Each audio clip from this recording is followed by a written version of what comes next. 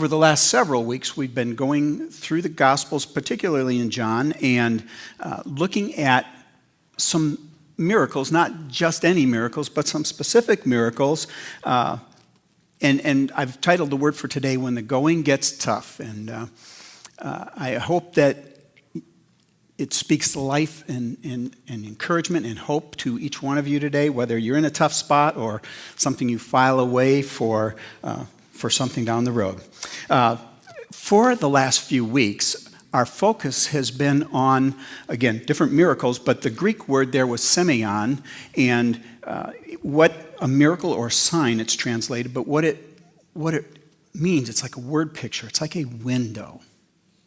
We're not looking at different miracles for the sake of the miracles themselves, but like a window, we're looking through, because that's what it's intended. These specific ones we're looking through this miracle, the semeion, to see what we couldn't see otherwise. If you stand way back in a building, you can look out the window and you might see daylight. You might see a small portion. But if you draw close to that window, you can look sideways, both ways, up, down. You can see stuff you couldn't see otherwise. And that's the purpose of these miracles, these semeions, to help us see, and it's the glory of God that we're looking to see. First, I want to briefly just make sure that we're all brought up to speed, and that in case you weren't here in the last week or two, you understand where we're at. So where I'm picking up from last week was Jesus was at the end of a long day in a deserted place where he took a little boy's lunch and he fed what is commonly referred to as 5,000 people. We saw that the Jewish people counted by the men only. So when they say 5,000, that was their abbreviated way to count, because they assumed most of the guys are married and most have one or two children. And so it's very commonly expected that there were between 15 and 20,000 people that he fed with that lunch that day. They collected 12 baskets full of leftovers. And at that point, he walks his 12 disciples down to the sea, has them load those leftovers into the boat, and then has them get in the boat, and he commands them to go to the other side, while Jesus himself dismisses the crowd of the five, which is 15 to 20,000. It's the end of the day. It's evening. Dismisses the crowd, and then he goes up on a hill by himself to pray. So it's dark 30. Here's a well-fed crowd that appears to be the only ones that slept that night, because we're going to see Jesus stayed up all night praying, and the disciples were really working their fannies off. And something occurs in the night. And it's something that clearly speaks not to the masses. Clearly speaks, in this case to the 12, speaks to those people who are serious about their relationship with Jesus Christ. The crowd is resting like a just nursed baby, or maybe you with a tryptophan overhang after Thanksgiving. They fall asleep, and they're thinking about the miraculous day, and they've got visions of Jesus as a sugar daddy or a meal ticket. I mean, that's what they're seeing.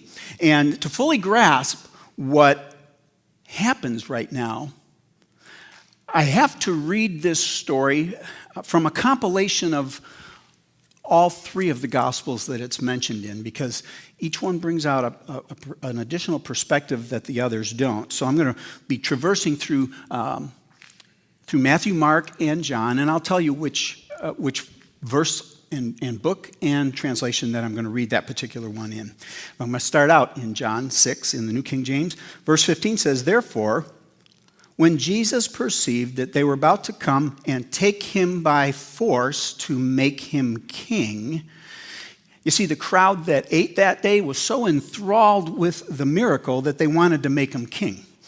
Now, wanting to make Jesus king sounds like a good thing on the surface. You know, oh, good, he should be king. He's the King of Kings.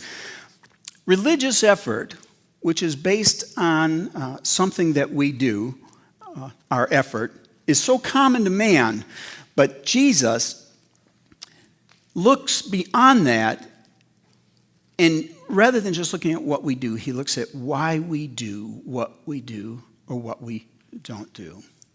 Man looks on the outward appearance, but God looks on the heart, the motive of why you're doing it. So it looks like they want to make him king, and that looks like a good thing.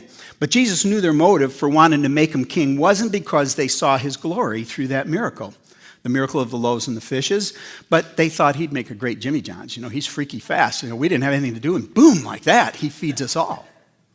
This is what's on their mind. Jesus knows that. And it says in Mark 6:45 in the New King James, immediately Jesus made his disciples get into the boat and go before him to the other side, to Bethsaida. And while he sent the multitudes away, and when he had sent them away, he departed to the mountain to pray. And now when evening was come, the boat was in the middle of the sea, and he was alone on the land. Then he saw them, the 12, straining at rowing, for the wind was against them. The sleeping thousands have no idea what's about to go down. The crowds that they will meet the next morning on the other side have no idea what's going on. This is just Jesus and his closest followers. Have you ever found yourself in a place where your best effort is just struggling to get ahead, and in fact, you actually feel like you're losing traction? Man, you're busy. You're busy, you're in a cat in a litter box, but you're not getting anywhere. You're not doing anything. If you know what that's like, several of these disciples had made their living as fishermen, professionals. These guys knew what they were doing. They were very practiced seamen. And this was not the first time that they found themselves in a situation where there's trouble on the water. There was another time when Jesus was with them in a boat, and a storm blew up, but Jesus was in the back of the boat asleep on a pillow. And the disciples did everything they knew to do before they go and wake him up. We kind of do that sometimes, don't we? We're going to give it our best shot, and if our plan A doesn't work, plan B is let me go to Jesus and say, do something here. Or if I go to Jesus, sometimes we have a plan B in the back, like, God, I need this help, but, I do have an application in down at the loan department just in case you don't come through. So they go and wake him up, and when they open their mouths on this particular time, what's really in their heart comes out. Funny how that happens, isn't it? And you'll recognize it. They said to Jesus as they startle him and wake him up, don't you care that we're perishing? This was a different time, not this night we're looking at, but a different time. And Jesus is with them, that there's trouble on the sea. And their assessment was, don't you care that we're perishing? Now, back to the night we're looking at, the miracle. What was their problem? What was their problem this particular night that we're looking at? I don't know if we've got that verse up there, verse 48, the last verse that we looked in Mark 6. What's it say? For?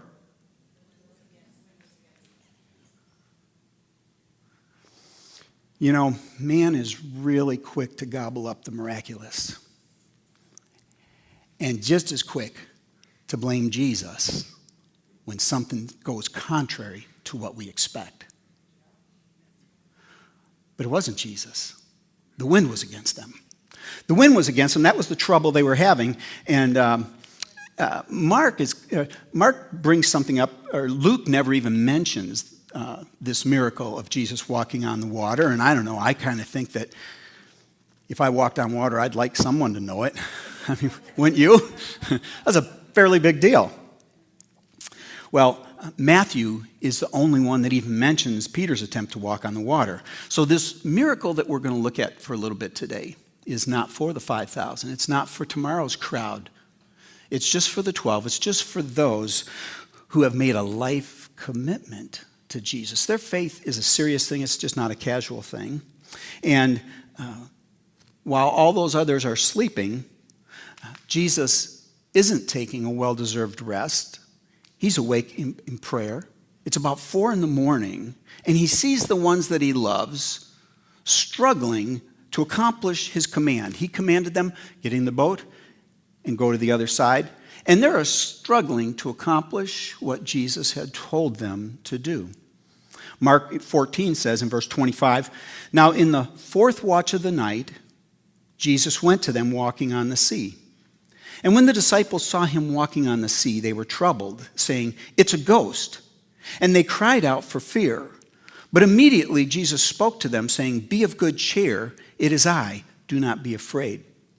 Again, this particular semeion, this window, we're seeing the miracle, but we want to look through the miracle and see what it's intended for, is just for those who in the darkest night, and maybe in the midst of their journey, find themselves struggling and even facing fear of the unknown and some storms in their life. And if by some chance you just can't relate to anything that's happening right here, hang on, and maybe in a couple minutes I'll get back to something more relevant to you. Here's something, and I just pray that God speaks to our hearts. In John 6:19, and this is in the King James Version, how it words it. It says, "So when they had rowed 25 or 30 furlongs, they see Jesus walking on the sea and drawing nigh unto the ship, and they were afraid." When they had rowed 25 or 30 furlongs. We've learned as we've studied the Bible that when certain details are included, it's not like you have to get them all to get it all, but if you do comprehend these certain details, in this case, Bible numerology, different numbers mean different things. If you can grasp it, there's some extra dimension and truth there that you can see. And it says 25 or 30 furlongs. 25 was the age that Levites would go into ministry. 30 was the age that a priest would go into ministry. Jesus went into ministry at the age of 30. So they're 25 to 30. This is speaking to people who are coming to a place of maturity, and they're about to see Jesus in a way they've never seen him before. 25 to 30 furlongs, and here comes Jesus, only they don't know what it is. They can't, they think it's a ghost. And as we walk with Jesus Christ, we should have a progressive revelation and growth in our faith. And a lot of times that depends on how serious we are about our relationship with Jesus Christ. If we're growing, or yeah, I've heard that, and it's just everything that happened once before.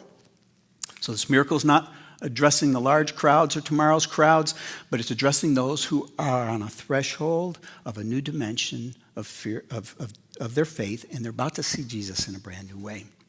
Now, the disciples had known Jesus according to the flesh. They talked with him while they ate. They talked with him when they went to sleep at night. They were speaking to Jesus as they woke up early in the morning.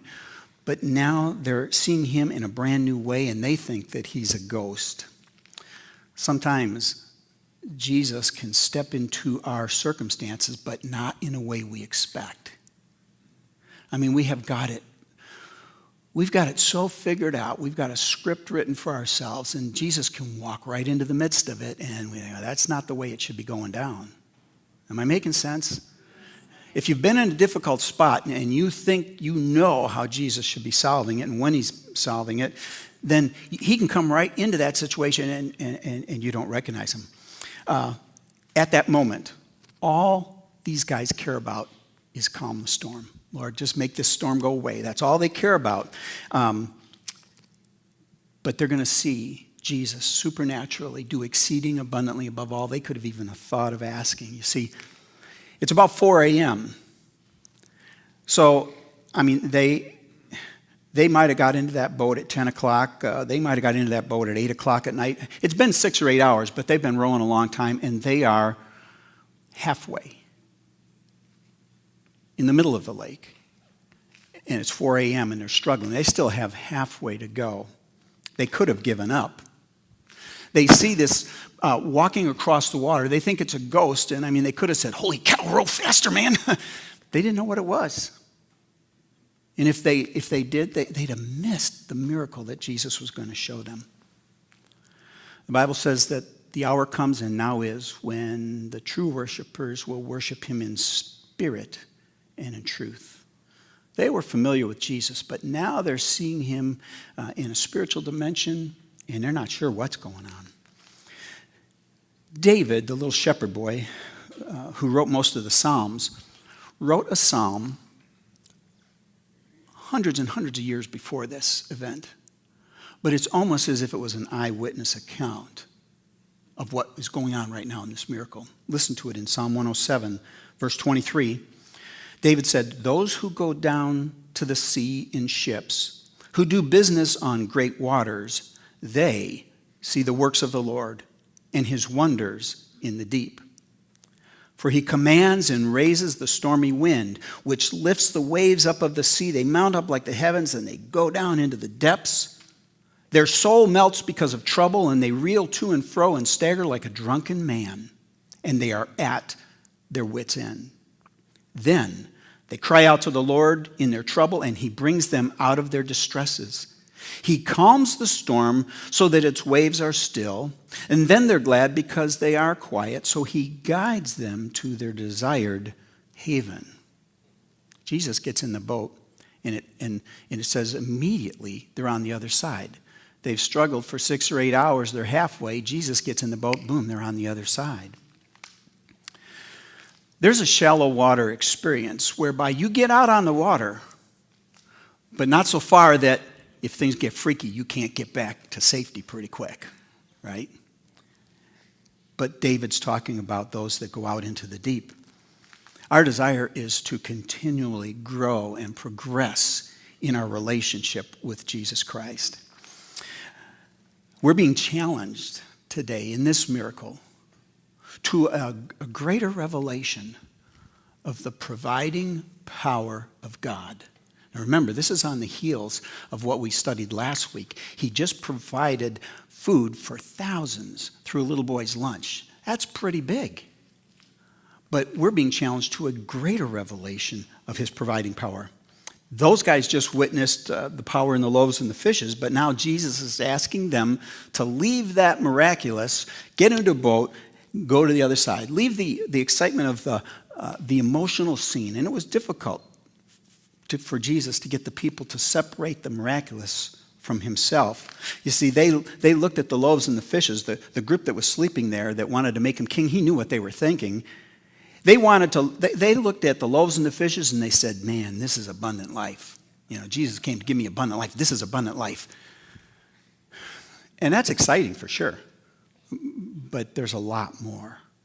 The providing power of God is way deeper than just giving you lunch sometime. To be sure, God uses those eye-catching miracles, but there's much more depth than a first-level exposure to the miraculous power of God. And if our faith isn't going to thrive if we're content to stay at any level, if we've experienced something from God and we think, man, this is living, man, my faith is alive, this is no more just the Sunday-only stuff, this is exciting, we can't stay at any particular level.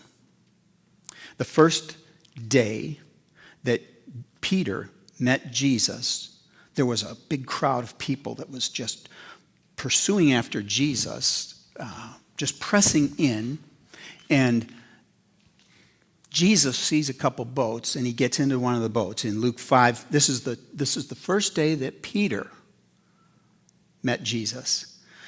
Luke 5:3, Jesus got into one of the boats, which was Simon's, and he asked him to put out a little from the land. And he sat down and he taught the multitudes in the boat.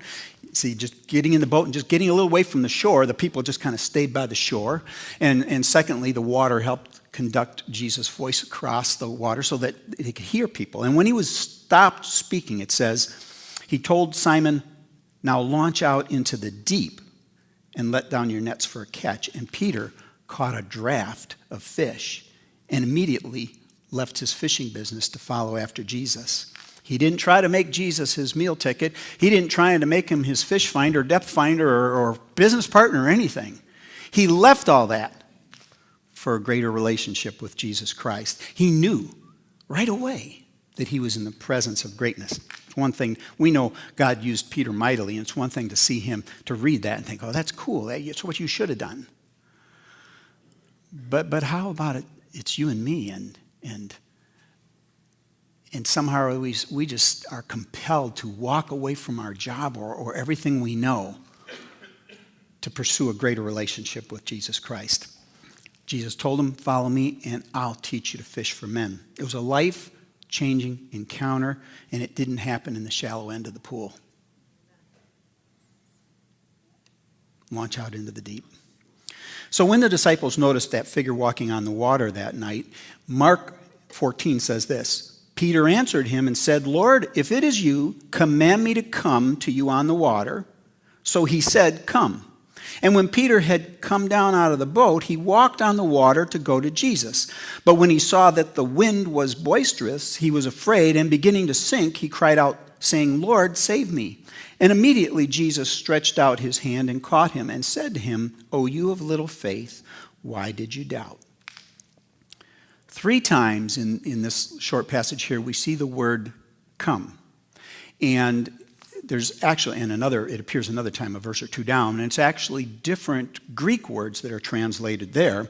And what we see is when Peter asks to come, and Jesus says, "Come," that's the same word, but then as they come down out of the boat, that's a different word altogether. But the word that Peter used, what Peter asked, and the word that Jesus responded with, that Greek word means walk with me in harmony.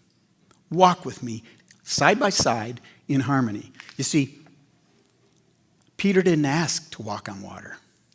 That's not what he was asking. What he was saying, in fact, he said, "Lord, I'm not even sure that's you. But if it is you, bid me to come. I want to walk with you." Whatever that means, whatever that involves. Water, is a type of the word. So Peter wasn't asking to walk, to do something no one else had done. He says, "I just want to go stand with you. I'm going to go places that will require me to stand where very few people want to stand." This is a difficult night. And maybe it seems quite different than yours. But the glory of God revealed in this miracle is, are you willing to walk with him no matter where that takes you and stand even if it's something you're completely unfamiliar with? Jesus told Peter, "Come." And that's what he did. He got out of the boat. Things work best if our actions are a response to God's word. Jesus said, "Come." And that's what Peter did. Now, we know what's going on here, that there's 11 other people in that boat, and they're all afraid. They're scared spitless. They don't know whether to wind their watch or spit. They just don't know what to do. And here Peter gets out of the boat. And there might have been times that those guys were actually a little embarrassed of Peter. You never wondered what Peter was thinking, because he told you whether he wanted to know or not. And they might have been a little embarrassed at times, but they were willing to sit in the flesh when Peter stepped out in the spirit. And flesh should never criticize spirit. Our armchair quarterbacks can tell you what to do in your life. But if you are pursuing Jesus Christ and you're not looking at formula, you're looking at, God, what do you want me to do? You know this situation is unfamiliar. You know it's scary. You know it's threatening. It's dark out here. And you take a stand like that, don't let anybody in the flesh try and talk you out of that. So Jesus and Peter come back into the boat, and it says that immediately the storm was calmed and they arrived at their destination. The last half of that journey was entirely different with Jesus on board. And what you have to recognize is that for Peter, something happened that night. The loaves and the fishes would never be as exciting as walking hand in hand with Jesus. Scary at the moment, it would never be as exciting. Everybody's just caught up in the loaves and fishes. They were in this predicament because they followed Jesus' direction. He's the one that said, get in the boat and go to the other side. It's 4 a.m. and they're halfway and they've been working real hard. They had the option to turn back. They could have quit, I'm thinking if it's 6 to 8 hours and they really rowed hard and they're halfway, they could have just set the oars down and the wind probably would have took them back in an hour, right? But Jesus gets in and now they're the other half, almost immediately it says. And Jesus gave them the opportunity to go in the strength of his word, in the strength of what he said. Go to the other side. Even though they couldn't see Jesus, Jesus could see them. And what I sense God wanted to say to us today is that no matter how lost you feel, no matter how lonely you feel, no matter how scary your situation is, no matter how confused you feel, Jesus is watching each one individually. Max Lucado, I saw something he wrote a couple days ago, and he said, when we look at a flock of sheep, we see a flock of sheep. When Jesus looks at a flock of sheep, he sees every individual sheep. He knows you by name. He's numbered the hairs on your head. If that doesn't speak of his personal concern to you, it's not just that he knows how many you have, the number. He's numbered each one. He knows when one falls out. He knows which one that was. I mean, it's incredible the care that he has for you. And if you find yourself in a difficult place, stick this one in your pocket and use it. Go in the strength of the last thing you heard Jesus tell you. He said, get in the boat and go to the other side. Didn't say get in the boat, go to the middle and die. Because there was no certainty in the middle there. I know I've experienced times, and I would say you have too, where I've stepped out in faith or obedience to do something that I really sensed God tell me to do, something I maybe thought would take a day or a week, and it's taken decades. In that space, you can wonder if you ever did hear from God. And as soon as you take the parking brake off of that thought, the devil will run with that and tell you, you've never heard him. You can never hear him because your mind is just so cluttered with the cares of this world. But when you find yourself in a hard spot, go on the strength of the last thing you heard Jesus said. If he's giving you some different direction, he knows if you haven't heard it. If he's giving you some different direction, he'll make sure he keeps telling you till you do get it. And once you get it, you can pretend like you haven't, but he'll know if you really have. So go back to the last thing he said, and then run with that. David closes his prophetic story that day in Psalm 107 with this in verse 43. If you're really wise, you'll think this over. It's time you appreciate God's deep love. There's things that you just aren't going to learn in the shallow end of the pool. I mean, it's exciting. You may never forget the moment you accepted Jesus Christ. But there's things that don't show up in the shallow end. There's a dimension of faith that only comes when you choose to walk hand in hand with Jesus through some of the darkest, scariest seasons. And you experience the depths of his love for you. And it's entirely other than that first experience you had with Jesus. Oftentimes we feel difficult experiences of life. It could be illness, loss of someone that we love, failure. Only to discover that these experiences are often those things which bring us closer to Jesus Christ. Ask anybody walking with Jesus who's been through some tough spots. And in honesty, they'll tell you, I never would have signed up for this. But what I've learned through it, I wouldn't give up. You'll learn some great things. You see, Mark said that they all saw Jesus. Matthew said they all believed Jesus was the Son of God. But they didn't all walk with him in a deeper way, like Peter did. For it says they had not understood about the loaves because their heart was hardened. If we've learned anything in these recent weeks as we've looked at these various miracles, we're not just here. These are not just nice Bible stories that we read our children or that were read to us.